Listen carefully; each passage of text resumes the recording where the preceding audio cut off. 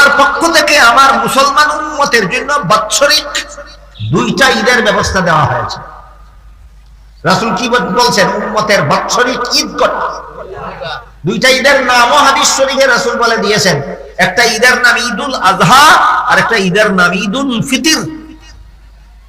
এমত অবস্থায় আপনি যদি 12ই রবিউল আউয়ালে 3 নম্বরে আরেকটা ঈদ করেন, এটা নবীন তরিকার ঈদ না মন গড়া ঈদ?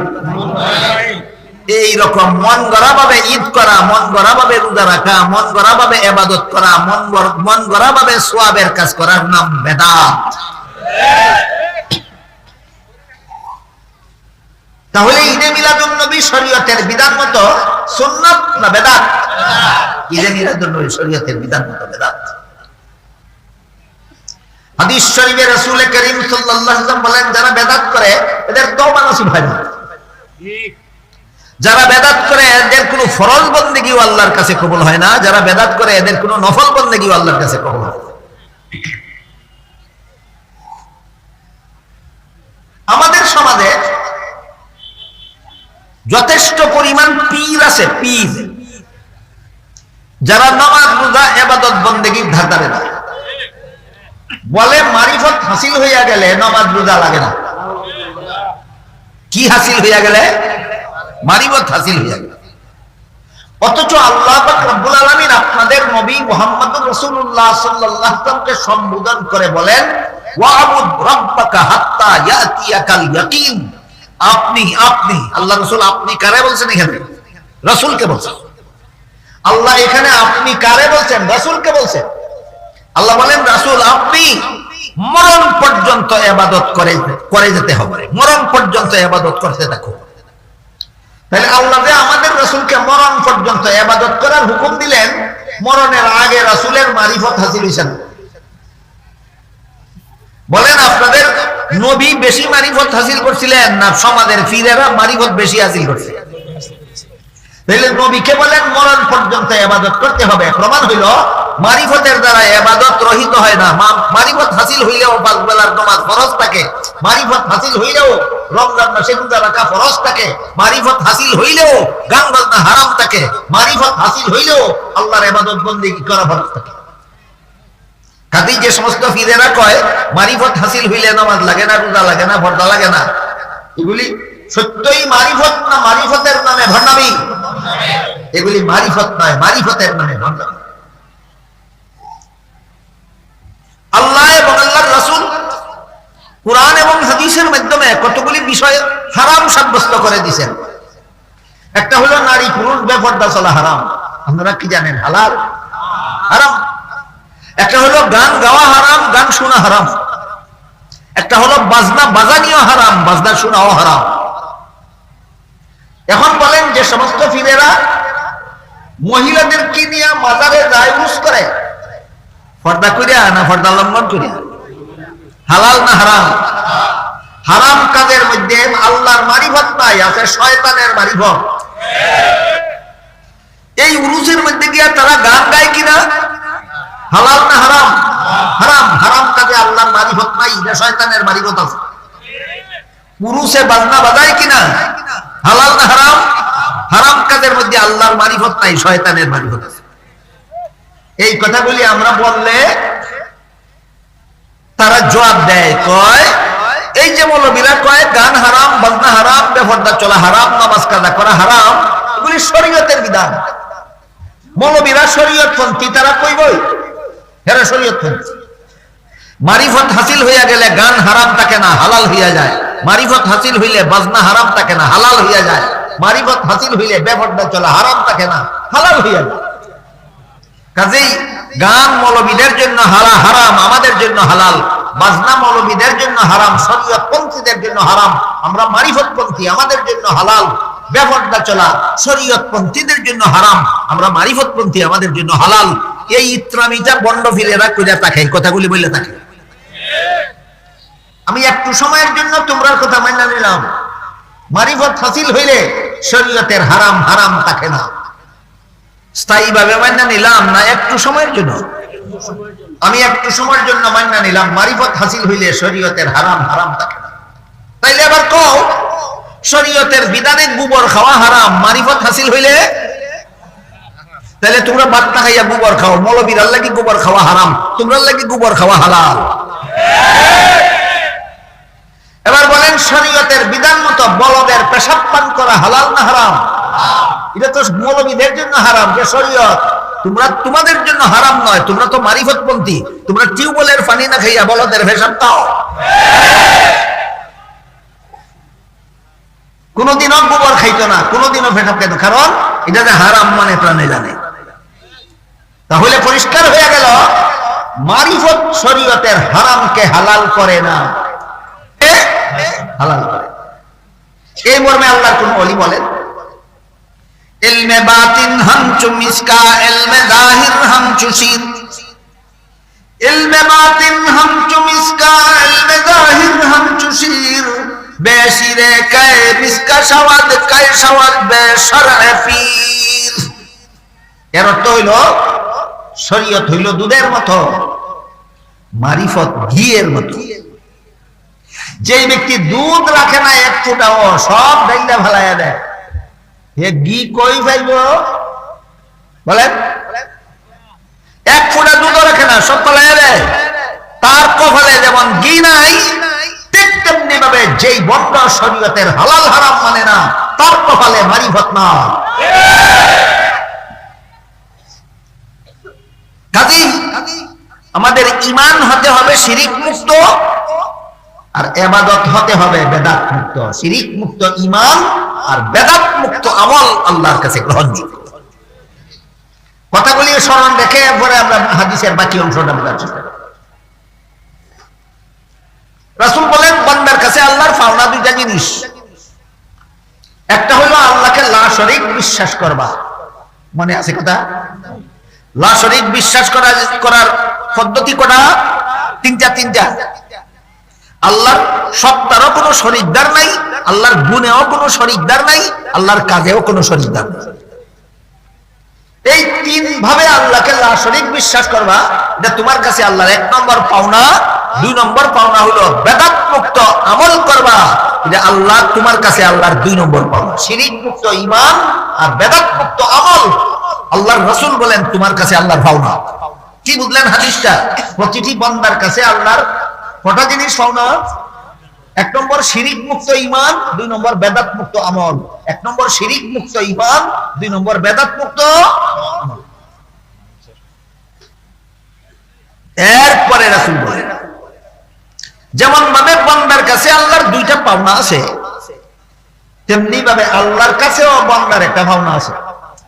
আল্লাহর কাছেও বান্দার একটা পাওনা আছে। রাসূল বলেন আল্লাহর কাছে বান্দার পাওনাটা হইল জান্নাত। আল্লাহর কাছে বান্দার পাওনাটা জান্নাত। এই কথা বলে আল্লাহর রাসূল আরো বলে দিলেন, যেই বান্দা আল্লাহর পাওনা দিয়া দিব, আল্লাহ সেই বান্দার পাওনা দিয়া দিবেন। কি বুঝলেন?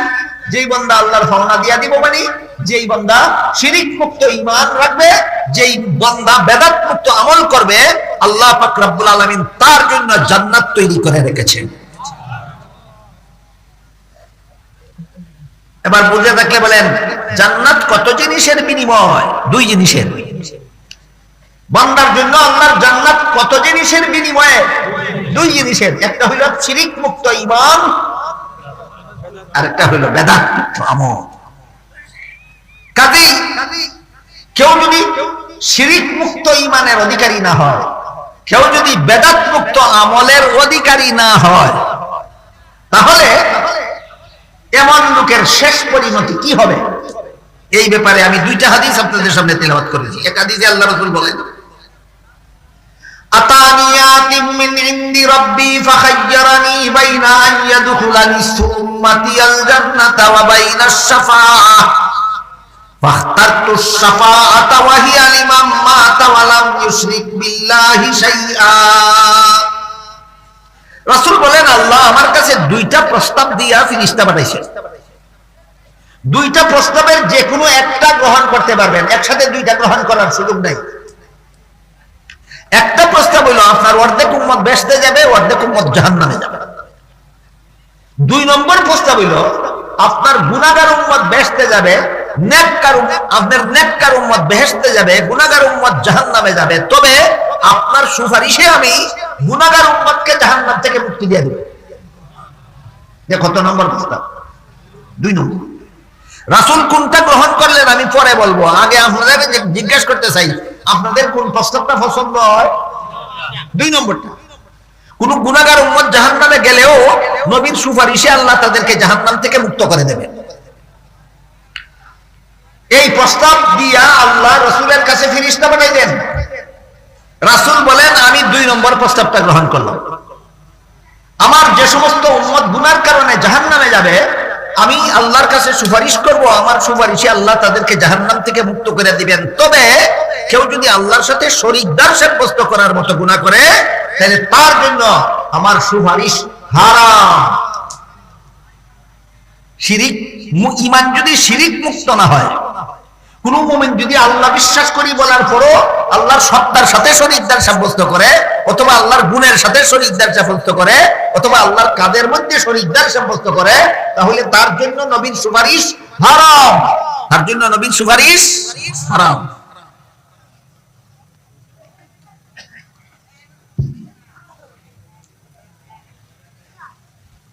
আর পবিত্র কোরআনের আয়াতে আল্লাহ বলেন মান ইউশরিক বিল্লাহি ফাকাদ হারামা আলাইহিল জান্নাহ। যে আল্লাহর সাথে শরীকদার সাব্যস্ত করবে 3 পদ্ধতির কোন পদ্ধতিতে, যে 3 পদ্ধতির কোন পদ্ধতিতে আল্লাহর সাথে শরীকদার সাব্যস্ত করবে, আল্লাহ বলেন তার জন্য আমার জান্নাত চিরতরে হারাম। সুতরাং আল্লাহর সাথে শরীকদার সাব্যস্ত করার ভয়াবহ পরিণতি 2টা। একটা হইল আল্লাহর জান্নাত চিরতরে হারাম, আর একটা হইল নবীর শাফাআত চিরতরে হারাম। নবীর শাফাআত চিরতরে হারাম। আরেকটা পরিণতি আছে, সেইটা হইল বেদাতীদের পরিণতি। আমার কথা বুঝে থাকলে বলতে পারবেন কেউ? বেদাতি কারে কয়? যারা মন গড়া মতে সওয়াবের কাজ করে, এদের নাম বেদাতি। এদের কাজটা হলো বেদাত। এদের ব্যাপারে এক হাদিস আমি আগে বলেছি, আল্লাহ রাসূল বলেছেন বেদাতীরা জান্নাতের পথ হারাবে, আর জান্নাতের পথ হারানোর কারণে এদেরকে জাহান্নামে যেতেই হবে। আরেক হাদিসে রাসূল কারীম সাল্লাল্লাহু আলাইহি ওয়াসাল্লাম বলেন কাল হাসরের মাঠে, অনেক লম্বা হাদিস, আমি শেষের অংশটা করি। রাসূল বলেন কাল হাসরের মাঠে আমার উম্মতের বহুদল আমার কাছে হাউজে কাউসারের পাশে যাবে হাউজে কাউসারের পানি পান করার জন্য।